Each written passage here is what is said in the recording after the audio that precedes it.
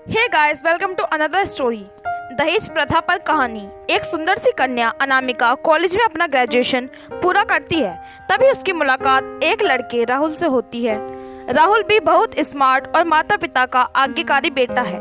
दोनों एक दूसरे को पसंद करने लगते हैं। दोनों का ग्रेजुएशन पूरा होता है।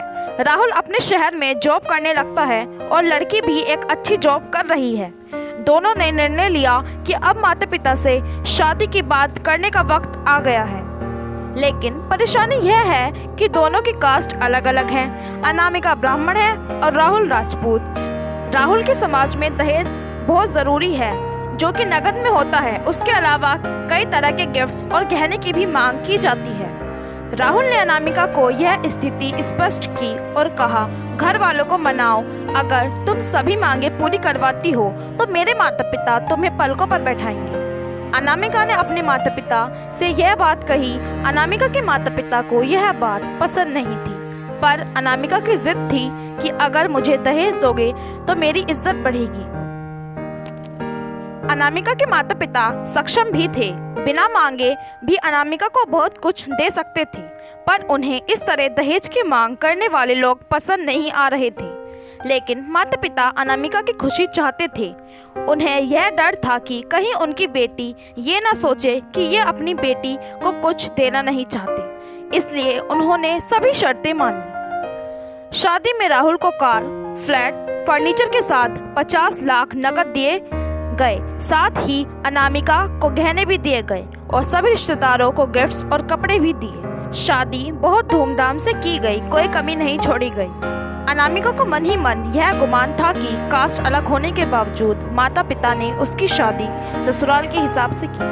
अनामिका को विश्वास था कि उसे बेटी बनाकर रखा जाएगा, उसे वही प्यार दिया जाएगा जो उसके माता पिता ने दिया, क्योंकि उसने अपने ससुराल का मान रखा है। अनामिका ने अपने घर से ससुराल विदा ली। ब्राह्मण कन्या राजपूत घर की बहू बनी। ससुराल में बहुत ज्यादा पर्दा प्रथा थी। बहू को मनचाहा खाने तक की स्वतंत्रता नहीं थी।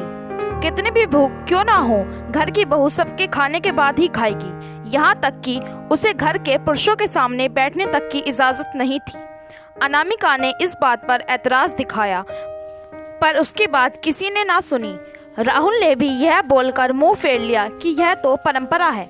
अनामिका को जो गुमान था वो धरा का धरा रह गया। उसे अपने माता पिता की बात याद आई। जब उन्होंने समझाया था तो वह उनसे बहुत लड़ी थी। उसने ससुराल में बात करने का फैसला किया।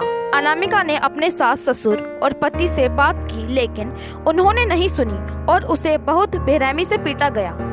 अनामिका ने कभी ऐसा व्यवहार नहीं देखा था। उसे जिस लाए हुए दहेज पर घमंड था वह चूर चूर हो गया था। अनामिका को अपने माता पिता से बात करने में भी शर्म महसूस हो रही थी। इसी कश्मकश में एक दिन अनामिका ने अपने आप को खत्म कर दिया। माता पिता को जब यह पता चला तो उन्हें अपनी गलती का एहसास हुआ कि वक्त रहते समझा होता तो बेटी साथ होती। जो लोग दहेज पर बेटी की शादी करते हैं उनकी सोच हर तरह से छोटी होती है। जो बेटे को नीलाम कर सकते हैं वो किसी और की बेटी को कैसे अपनी बेटी बना सकते हैं। दहेज कभी खुशियों की चाबी नहीं बन सकता, यह बात सभी को समझनी होगी। इस दहेज प्रथा की कहानी में आपने पढ़ा होगा कि माता पिता ही नहीं, लड़की की सोच भी दहेज को सपोर्ट कर रही थी। कई बार लड़कियों को दहेज का गुमान हो जाता है, पर जो लोग लोभी होते हैं वो कभी अच्छे नहीं हो सकते। यह बात सबको समझने की जरूरत है। कहानियाँ जीवन में बहुत मायने रखती हैं। कई बार बड़ी से बड़ी डिग्री भी ज्ञान नहीं देती और एक छोटी सी कहानी जीवन बदल देती है।